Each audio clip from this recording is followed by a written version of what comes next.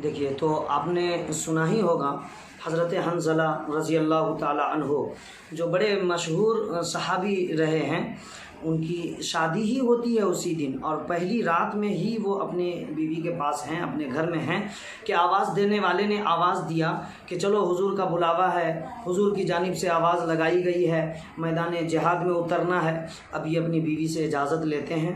अब बीवी ने गरीबान थाम लिया और बीवी ने कहा कि ठीक है, आप जा रहे हैं तो जाइए, लेकिन अगर मैदान जंग से अगर आप ज़िंदा लौट गए, हयात के साथ लौट गए तब तो ठीक है, नहीं अगर शहीद हो गए रसूल पाक की शरीयत के वास्ते तो कल क़यामत के मैदान में आप हमें ज़रूर तलाशिएगा और हमें भूलिएगा मत। इतना कहकर हज़रत हंज़ला रज़ी अल्लाह ताला अन्हो निकल गए मैदान जिहाद की तरफ। मैदान जिहाद में जाने के बाद ना जाने कितने दुश्मनों की उन्होंने धज्जियाँ उड़ा दी, गर्दन उतार कर रख दिया, लेकिन इत्तफ़ाक़ की बात है कि हज़रत हंज़ला भी जामे शहादत नोश फरमा जाते हैं।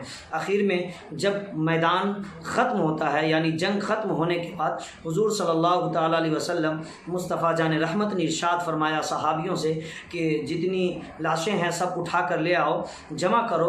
तो जब सब लोग तलाशने के लिए गए तो सब तो मिल जाते हैं, लेकिन हज़रत हंज़ला रज़ी अल्लाह ताला अन्हो का जिस्म मुबारक नहीं मिलता है। तब हुजूर ने इरशाद फरमाया, सहाबा इकराम ने पूछा हुजूर से कि या रसूल अल्लाह, सब तो मिल गए लेकिन हज़रत हंज़ला भी आए हुए थे, उनका जिस्म मुबारक नहीं मिल रहा है, उनकी बॉडी नहीं मिल रही है। तब हुजूर ने कहा कि देखो, उन्हें फरिश्ते आसमान पर गुस्ल देने के लिए ले गए हैं, अब वो लेके आ रहे हैं, जाओ लेके चले आओगे।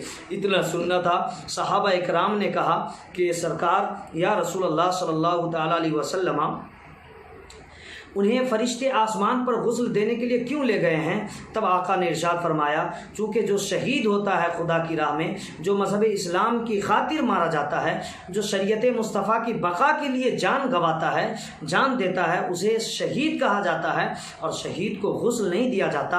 अब चूँकि उसकी शादी हुई थी आज ही के दिन, पहली रात में वो अपनी बेगम साहिबा के पास था। अब हमारी शरीयत पे जब आँच आने की बात थी, हमारा जब बुलावा आया तो उन्होंने सब कुछ भूल कर बग़ैर पाक सफाई हासिल किए हुए वो मैदान जिहाद में आ गया। मैदान जिहाद में आने के बाद ना जाने कितने दुश्मनों की उन्होंने गर्दन उड़ाई, कितने दुश्मनों के सर को उन्होंने तन से जुदा किया। आखिर में जब वो शहीद हो गए, अब चूँकि वो पाकी की हालत में नहीं आए थे, शहीदों को गुस्ल नहीं दिया जाता है, इसलिए अब उन्हें गुस्ल देना भी ज़रूरी था। इसलिए अल्लाह के करम से फरिश्ते उन्हें आसमान पर लेकर चले गए, वो गुस्ल दिलाकर लेकर चले आए हैं। जाओ, हज़रत हंज़ला का जिस्म अब मिल जाएगा, उठाकर लेकर चले आओ। ये है मेरे आका के सहाबी, सहाबा इकराम का मर्तबा बहुत बुलंद वाला है। जब हम उनके मकाम व मर्तबा को नहीं पहुँच सकते, कि उनका मर्तबा तो बहुत बुलंद वाला है, जब किसी वली के मकाम व मर्तबा तक हम नहीं पहुँच सकते तो फिर हुजूर के साथ हम कंपेयर कैसे कर सकते हैं? लोग कहते हैं हुजूर हमारी तरह हैं, हुजूर हमारे भाई की तरह हैं। नहीं, बिल्कुल गलत बात है, ऐसा कभी नहीं हो सकता। मेरे मुस्तफ़ा ने इरशाद फरमाया, अव्वल मा खलक़ल्लाहु नूरी, खुदा ने सबसे पहले मेरे नूर को पैदा फरमाया। लेकिन तमाम नबियों के आखिर में मेरे मुस्तफ़ा जान रहमत को दुनिया में परवरदिगार आलम ने भेजा। वो अव्वल भी हैं, वो आखिर भी हैं, लेकिन ये बदअकीदों का अकीदा बिल्कुल गलत है।